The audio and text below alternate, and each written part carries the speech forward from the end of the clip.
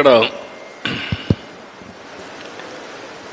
మనం అందరం కూడా తెలిసి కానీ తెలియకుండా కానీ కొన్ని లీడర్షిప్ క్వాలిటీస్ బిల్డప్ చేసుకుంటాం.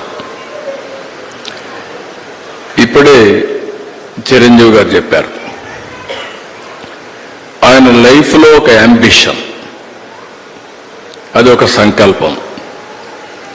ఆ సంకల్పమే నేను నటుడు కావాలి అనే సంకల్పం ఆయన మైండ్లో పడింది.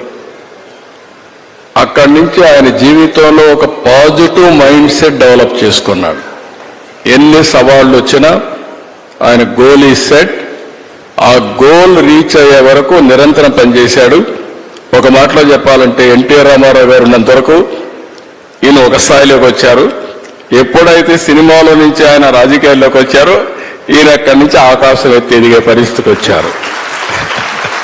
అంటే దానికి కారణం ఏంటంటే ఒక మహానటుడు ఉన్నాడు, అప్పుడే నటుడుగా ఉన్నాడు.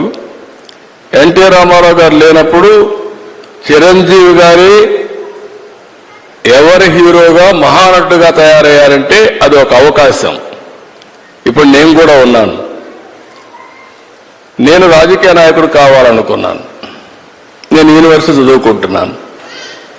చదువుకున్నప్పుడు చాలా ఆలోచనలు వచ్చాయి, ఏం చేయాలి అనుకుని. చాలామంది నాకు సజెస్ట్ చేశారు, బాగా చదివితే ఐఏఎస్ అవుతామని. నేను అనుకున్నాను ఐఏఎస్ అయితే 10 మందిలో నేను ఒకడిని అని చెప్పి. మా వైస్ ఛాన్సలర్ పిలిచి లెక్చర్ పోస్ట్ ఇస్తాను, జాయిన్ అవుతారా అన్నాడు. I said no.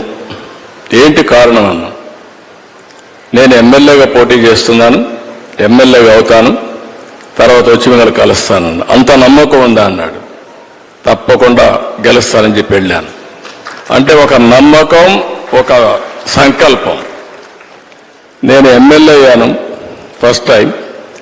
నేను మంత్రి కావాలనుకున్నాను. మంత్రి కావాలనుకుంటే చెన్నారెడ్డి గారు మాకు ముఖ్యమంత్రి. అప్పుడు చెన్నారెడ్డి గారిపై నాకు మంత్రి పదవి ఇవ్వమని మా వాళ్ళందరూ అడిగారు. నన్ను చూసి పైకి కిందికి చూశాడు.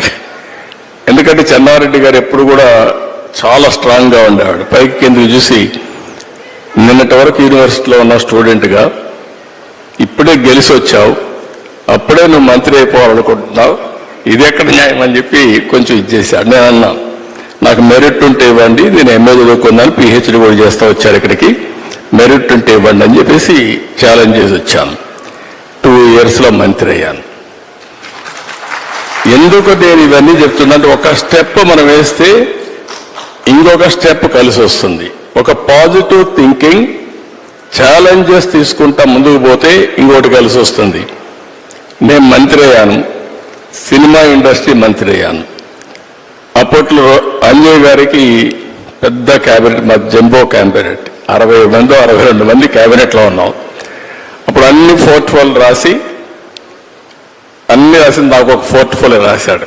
ఆ పోర్ట్ఫోలియో ఆర్క్యూస్, archaeology, cinematography, film industry, libraries. దీనికి కూడా జిల్లాలో ఆఫీసర్లు ఉండరు. నేను ఈ పోర్ట్ఫోలియో లాభం లేదనుకుంటే నేను రాణించేవాడిని కాదు. నేను దాన్ని సవాలుగా తీసుకొని పనిచేస్తూ వచ్చాను. అప్పుడు మా సినిమా వాళ్ళందరూ కూడా వచ్చేవాళ్ళు.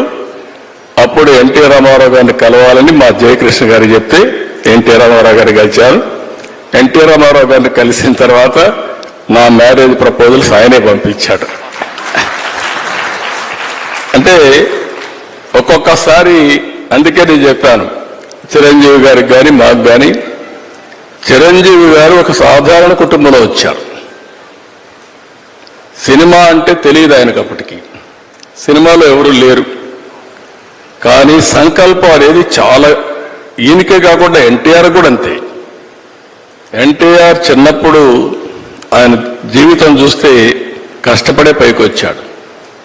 ఒకరోజు ఆయన ఒక స్టోరీ చెప్పాడు నాకు.